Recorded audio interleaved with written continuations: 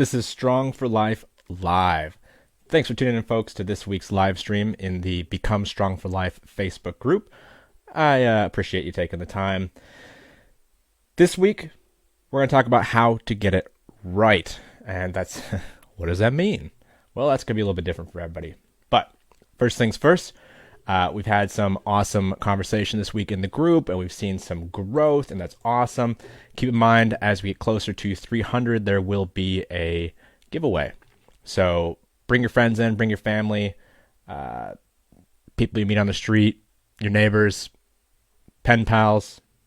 If they are on a health and fitness journey and they're looking to get more out of their life by becoming strong for life, invite them in. We'd love to have them involved. We'd love to incorporate them into our chats and our recipes and our sharing and the community. So always feel free to invite your friends. Now, let's talk about what it means to get it right. And if you're in the comments now, go ahead and throw a comment in there about what you think that means to get it right. And I'm going to start going through that poll that we had. So those of you tuning in for the first time, we do a poll every week. And this week, the poll in the group was, what do you find more challenging to get right? And right in air quotes here. We had nutrition, exercise, sleep, stress management, and then, an option to explain yourself. And it's a tricky thing. So what does that mean? Well, it depends. Like everything that we do with our lives and our health and our fitness journeys is all about context. What are you trying to achieve? Maybe for me to get it right means I see weight gain. For another person, it's weight loss. For another person, it's not being puffed out walking up the stairs to work. Or when you get it right, your knees no longer hurt. There's all these things. And without clarifying, it gives people an opportunity to sort of figure out what their first instinct is. What is the thing that you're missing? What is the thing that you need to get right? And it's a pretty interesting one. Most people said sleep. That said, I don't think I've ever had someone come up and say, hey, I'm nailing everything with my health and fitness except sleep. It's always food. It's always exercise. So those people who are like, sleep is the biggest thing holding me back, congratulations. Applaud yourself, because sleep is the game changer. It's one of those things that if you don't get it right, all the other efforts are going to be less. You're going to see less value, less change from getting your exercise right, from getting your nutrition right. That amount of change you would normally see in a well-rested body is greatly reduced. Getting your sleep from 7 to 8 hours can be enough to give you a 30% improvement in your performance. Not sleeping enough, being tired creates stress on the body. Being stressed causes you to want more sweet things. This is where the apple test comes into play. And if you haven't seen that yet, the apple test is in the Eat Like an Adult infographic. Throw a comment if you don't have that yet and let me know, and I'll send it your way. I did a little reel on Instagram about it too.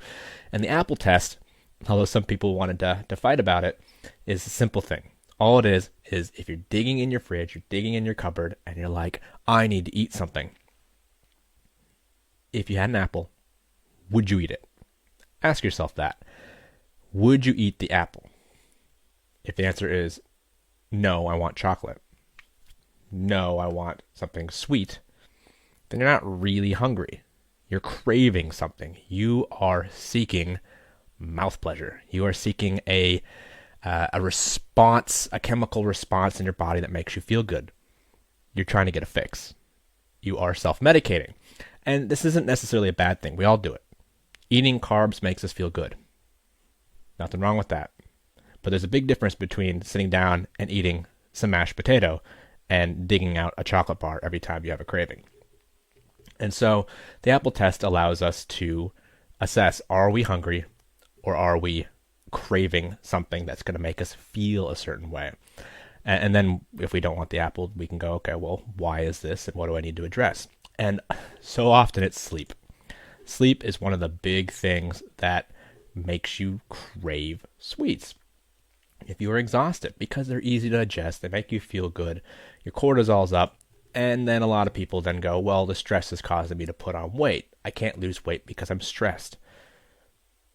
Yeah, kinda. It's because of the things you want to eat when you're stressed. And taking care of your sleep reduces your overall stress, improves your recovery, and makes it much easier to eat the way we know we need to eat like an adult. So those of you that were like, yep, sleep is the challenge, well, let's figure out how to get on top of that. So I do want to talk about that. Getting that one right sets you up for success. And I know we have some parents with young kids out there. I've got a 2.5-year-old who didn't sleep through the night for the first 18 months of his life. He's a great sleeper now, just had to survive that. And the secret to dealing with young kids and sleep is you don't think about sleep in terms of through the night. You think of it on a 24-hour clock. And this is the exact same way that athletes think about sleep. If you can't get the amount of sleep you need in one stint, you have to break it up. And I was chatting with one of my clients about this. Nap. If your child is napping, fuck the dirty house. Don't worry about the dishes. Take a nap. Nap when you can. What's more adult than taking naps whenever you want? So thinking of sleep on a 24-hour clock as opposed to just at night is a game changer, especially for new parents and anyone living a busy life. Naps. Nail the sleep down. Sleep hygiene. You should not be sleeping with your phone next to your head or in your hand or somewhere you can reach it. You shouldn't be looking at it in bed. No phones, no computers, no TVs. No blue light. You need to be winding down and not producing more cortisol that keeps you awake. So, ideally at least an hour before you're ready for bed, you put down the phone, you stop watching TV, and you read a book. Or you journal, or you have a cup of tea and whatever. Just stop playing on your phone. Not only does that mess with your cortisol, the blue light makes you stay awake, but it also will produce a lot of stimulating effects like dopamine, make you feel good, keep scrolling, and then all of a sudden you went to bed at 10 and it's 2 in the morning. That ain't going to help. So sleep hygiene, trying to sleep around the same time, sleeping in a dark room with no lights, sleeping in a cool room. Cool rooms allow for greater sleep quality. Trying to get more time before midnight as opposed to sleeping in later. It's better for you to sleep earlier and get up earlier than it is for you to sleep later and sleep in. Everyone's going to have different things that affect this, but that's something to keep in mind. So really dialing in the sleep, and that will help with food cravings, that'll help with stress, it'll help with your recovery, everything. So those of you, the 43% who said sleep was the thing you need to get right, do it. Put in the effort. It's just as hard as the nutrition and the exercise. And that's going to carry over into your stress management too. All right. What was the other one? Nutrition. All right. Nutrition is one of the big ones, and we have some great discussions around this in terms of recipes and what people like to eat, what they don't like to eat. It's a tricky one. It takes some work. But of course, eating like an adult is a good start, making sure you're making conscious choices to eat what you need to get where you want. That is eating like an adult. But everyone's going to have a little bit different needs here. My basic structure around eating is not based around cutting out food groups. It's not really based around deficit so much, unless that is necessary for your goals. If you want to lose weight, you have to be in a deficit one way or another.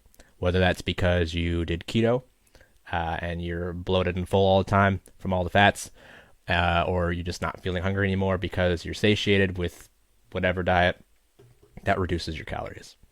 Whether it's because you're doing intermittent fasting and you're in a feeding window and you can't get so many calories in an 8, 6, or 4-hour feeding window, still calorie reduction. No matter what, a deficit is required for weight loss. How do we get that? Lots of ways. But in general, having a look at the Eat Like an Adult guide and going, what's the best choice for me? Focusing on getting the right amount of energy from your food, fueling for what you want to accomplish, and getting the protein right so that you have the building blocks to get there is key. I like to understand the energy coming in and the macros, or the components of my food that provide that energy, and that helps me find balance. And I use that with a lot of people. Some people don't like the weighing and measuring. Some people would prefer to look at portion sizing in terms of relationship to their hand. A palm of protein, thumb-sized portion of fat, a fist of veggies. There's lots of ways to go about this. And they all work. But for most people, getting that deficit right with whatever strategy is going to be key to that weight loss. And that's going to be key to getting nutrition right. And so I like to look at it in calories and macros with a focus on protein. Are you getting the building blocks you need? If not, you're not going to succeed. And there's lots of ways to work at that. Stress management was number 3 on this. The most challenging thing to get right was stress management. And I like how some of the stress management and the sleep and nutrition people were all on there at the same time. Stress management is massive, and this falls into what I was talking about with sleep too. Is stress makes it harder to do what you need to do.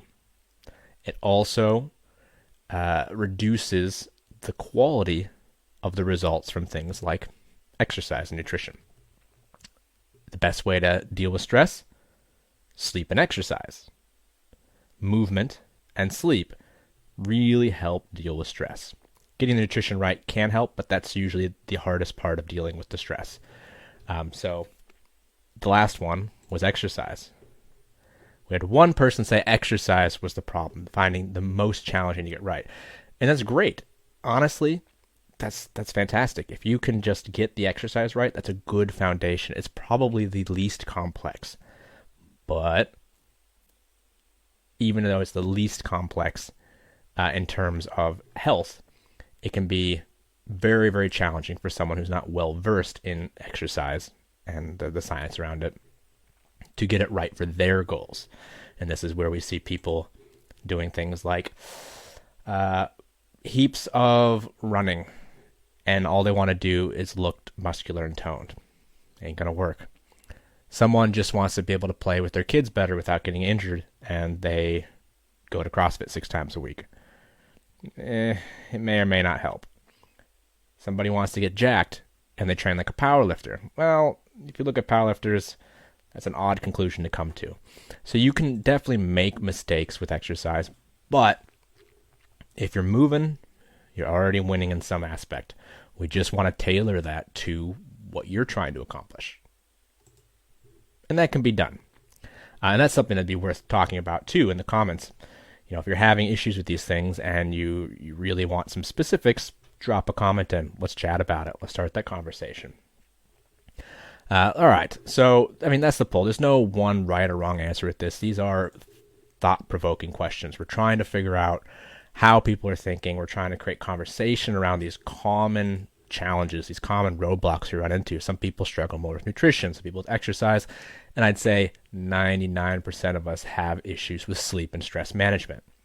But if we can dial in a couple of those, if we can prioritize things like sleep and just moving daily, everything else is going to get easier. Stuff to think about. There was a really good paradigm shifting post by Abby this week, where she said, TGIM. Thank God it's Monday. And it's a really interesting thing where the idea that she was talking about is Monday is not the day to be back to the grindstone. It's the day to be back at your passion. If you're working for the weekend, you're doing it wrong. Kick ass every day. And that's a tough one for a lot of people. You know, those that are self-employed like myself, you know the saying. They say, if you do what you love, you're never gonna not work a day in your life. We're always working, but we're working at our passion, ideally. Not everyone gets that opportunity. Some people have a 9 to 5, but you have to carve out time during that week for the things that make you you. You need to carve out time for your passions and the things that make life worthwhile. And maybe that's your work. Maybe you get to do what you love for work. And maybe it's not your work. And I have friends who are like that, where they don't care what they do for work. Work is a means to an end that allows them to do the life stuff. It pays for the passions and the hobbies, and that's great. but we want to try to do that as much as possible. We don't want to leave our passions for the weekends, although sometimes we have to. We can't do it all the time, but making a priority to do those things that give life its spice during the week too is important for our long-term health and longevity. So try and dig into that. Maybe what makes you feel most alive is exercise. Maybe it's being outside. Maybe it's gardening. Maybe it's adventuring. Whatever it is, try and find some time during the week. Your whole life will improve. Sometimes that means you don't get to go home after work, sit down, and binge whatever's on Netflix. Sometimes that means you have to put in an effort to stoke that passion. So something to think about. I really liked that. It was a cool idea, especially for the people who aren't self-employed and work on a 7-day week. Those with the 9 to 5, Monday to Friday, it can be really hard to make that time. And, part of what I do is help people find that time within their busy schedules and their family life for their health and fitness. And maybe that's their passion, or maybe that's their priority right now. But it needs to be done at some point. And the things that give life its spice need to be prioritized fairly regularly as well.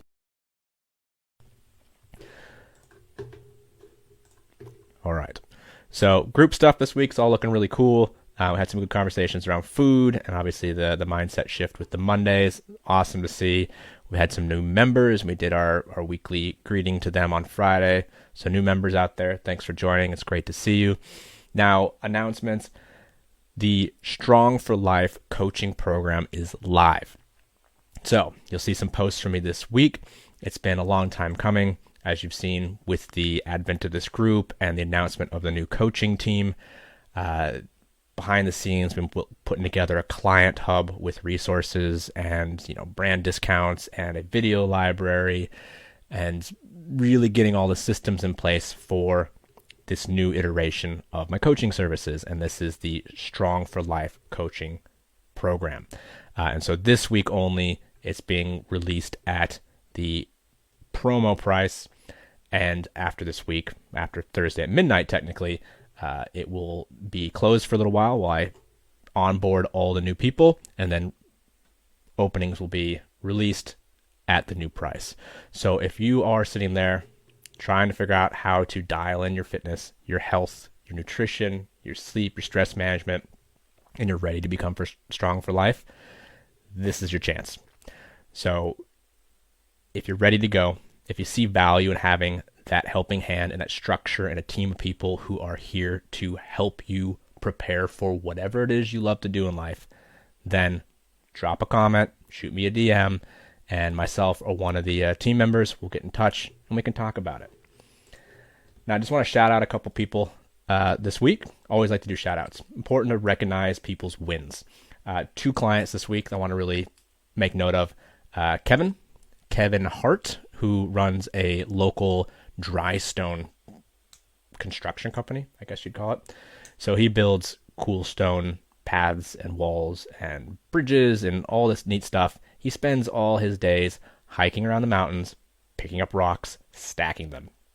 Super labor intensive job, very challenging to balance, but he has been doing a fantastic job managing that and his training, because the training is about making sure he can keep doing his work and still have enough energy and capability to do everything he wants to do with his family and his personal life, and balance that without ending up injured or burnt out. So Kev's been killing it lately. Sometimes he's a bit hard on himself, feeling like he's not getting that balance perfectly, but honest to God, he's doing a great job. And then I want to shout out to Amy. So Amy is a new client. She's living up in Jakarta, and I don't think I've seen someone go through their onboarding process so quickly and so thoroughly. Part of the onboarding process is a movement assessment and getting a bit of an exercise and exercise and health background, and just knocked it out of the park, super thorough, and did a great job getting that movement assessment in quick. And usually it takes a little bit of following up to get people through this, and that was really awesome to see. Very much dedicated to her purpose and understands her why and just hit the ground running, and that's awesome. So folks, I think that is going to conclude this episode of Strong for Life Live. As always, if you are ready to have that conversation about how to get you strong for life, shoot me a message, drop a comment, post a story in the group, and we can have that conversation. All right, folks, have a good week, and we'll see you next time.